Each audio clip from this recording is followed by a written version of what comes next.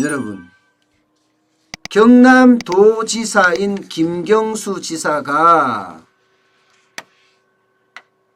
재난기본소득으로 국민 1인당 100만 원씩을 주자, 이런 이야기를 했습니다.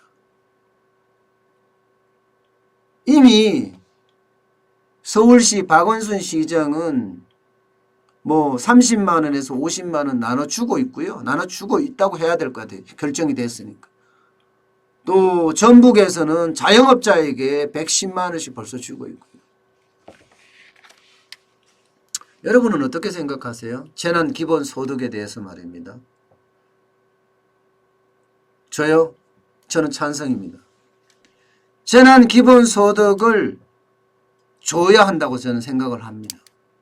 그런데 김경수 지사식으로 전 국민에게 1인당 100만 원씩 주는 건 저는 반대입니다. 아니, 미국의 도널드 트럼프 대통령도 국민 전체에게 1000불씩 주자는데 왜 너는 반대냐? 이렇게 말할 수 있죠. 네, 저는 확실하게 답을 할 수 있습니다. 미국은요, 기축통화입니다. 달러라는 돈 자체가 기축통화예요. 쉽게 말하면 지들이 찍어내면 그냥 세계에서 다 통용돼요. 어디나 다 통용된다니까요. 우리는요, 원화를 찍어내면 이 통용이 되는 데가 몇 군데 없어요. 대한민국 내에서나 동남아 어느 몇 개국, 그런데 한국이 경제가 안 좋아진다 그러면 동남아도 안 받아줍니다. 동남아도 안 받아줘요. 원하는 결국은 대한민국에서만 통용된다는 거예요. 다시 말해서 미국하고 우리하고는 상황이 다르다는 겁니다. 이걸 상황을 똑같이 인식하고 미국은 돈 저렇게 푸는데 왜 우리는 안 풀어? 미국은 미국이고요. 대한민국은 대한민국이에요. 우리는 미국이 아닙니다. 그럼 우리는 어떻게 풀어야 되느냐? 저는 재난기본소득에 찬성한다고 이야기를 했으니까 그거에 대한 이야기도 해야죠. 누구한테 푸느냐? 저는 기본적으로 풀어야 될 때가 취약계층은 풀어야 합니다. 취약계층은 당장 일자리가 없어진 사람도 많거든요. 식당에서 일하다가 빵집에서 일하다가 문재인 정부 들어서서 경제를 다 망쳐놓으니까 그들이 다 집으로 갔단 말입니다. 때문에 거기에 저는 재난기본소득 줘야 한다고 생각을 해요. 필요하다고 생각을 해요. 예, 또 있습니다. 자영업자.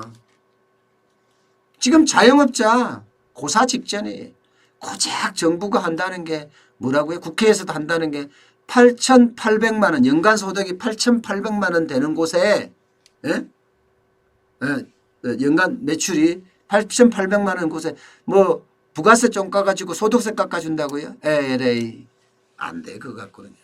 자영업자는 벌써 문재인 정부 들어서고 나자마자 그때부터 고통의 시작이었습니다. 그때부터 가시밭길을 걷다가 어느 순간부터는요, 벼랑 끝에 뚝뚝 떨어지다가 요즘은 뭉태기로 떨어지고 있어요. 뭉태기로 주룩주룩 소낙비 내리듯이 폭포수 내리듯이 자영업자들이 지금 폭망하고 있다니까요. 저는 이 자영업자들에게 재난기본소득 줘야 한다고 생각을 해요. 예, 재난기본소득. 또 있습니다. 또 여기에서 그치지 않습니다. 제가 하는 제안은요. 중소기업 있습니다. 중소기업. 지금 중소기업이요, 거의 난리가 아니에요. 프랑스인가요? 영국인가요? 영국이죠. 영세 중소기업에 2,300만 원 정도 다 일괄적으로 뿌리겠다고. 저는 그것도 필요하다고 생각합니다. 그것도. 그래야지 수요 사이드의 어떤 생존, 그 다음에 공급 사이드의 어떤 공급 측면의 생존, 이 두 가지를 겸비하는 차원에서 재난기본소득을 뿌려야 한다고 생각해요. 그게 굉장히 중요하다는 거예요. 문재인 정부식의 소득 주도의 성장 정책, 이거의 연장선상에서 돈을 뿌리는 거, 퍼주기식 뿌리는 거, 이거는 무조건 반대입니다. 무조건 반대. 이렇게 가면 문재인 정부식으로 가면요. 자칫하면 남미꼴 난다니까요. 베네수엘라 꼴이 나요. 지금 잘 해야 됩니다. 이 경제 위기가 우리에게는 굉장한 기회일 수도 있고 아니면은 더 큰 위기를 가져올 수 있는 그런 순간일 수도 있습니다. 지금 대한민국의 리더라는 사람들 정신 바짝 차려야 합니다. 그렇게 해서 재난기본소득을 아주 적절하게 써야지. 적절하게. 제가 왜 이렇게 주장을 하느냐.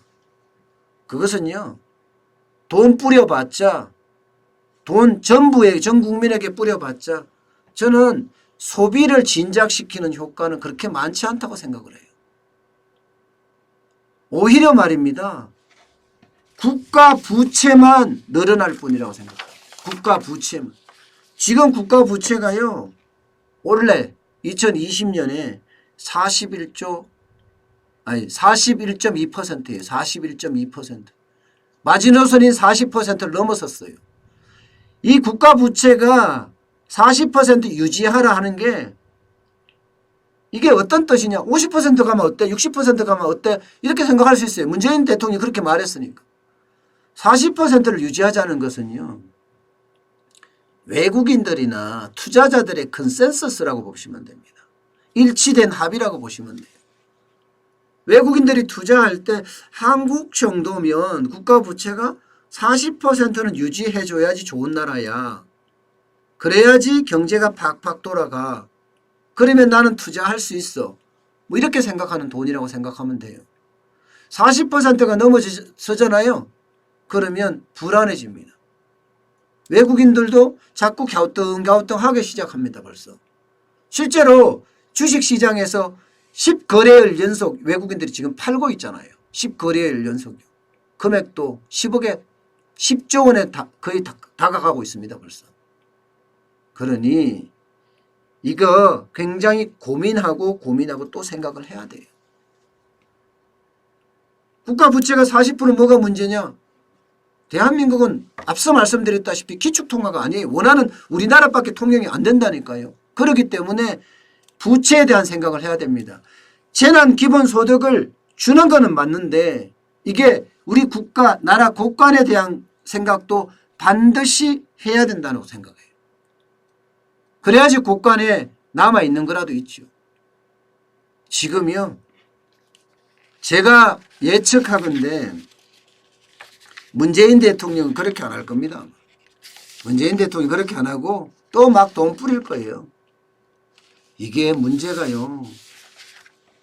이렇게 뿌리게 되면 저는 가장 위험스러운 게 외국인들의 동향입니다. 지금 수출이 꼬그라지고 있는 상태, 게다가 국가 부채까지 많아져. 외국인들이 떠나면요. 외국인 떠나면 당장 금융시장에서 눈에 드러날 겁니다. 떠난다는 징후가. 벌써 10거래일 연속 팔았다. 아직까지는 돈을 안 갖고 나간다고 하는데 채권에 투자한다고 하는데 채권도 이거 만만치 않아요. 지금 환율이 급등하고 있잖아요. 환율이 급등하면 급등할수록 이게 그 이야기가 있지 않습니까? DB 투자증권인가요? 거기서 조사한 내용에 보면 환율이 1255원이 넘으면 채권도 외국인 투자한 채권도 손절한다. 이익이 아니죠. 손해가 난다. 10% 손해가 난다. 이렇게 이야기가 나오고 있는 상태입니다. 때문에 저는 우리 경제 차원에서 이게 선거라든가 또 정치적인 영향을 배제한 차원에서 신중한 의사결정이 저는 필요하다고 생각을 해요. 군불대기에서 여론 막 선동해서 그렇게 재난기본소득을 마련해 간다면요. 대한민국의 미래 진짜 눈물나게 어려워질 가능성도 큽니다. 눈물나게 말이에요.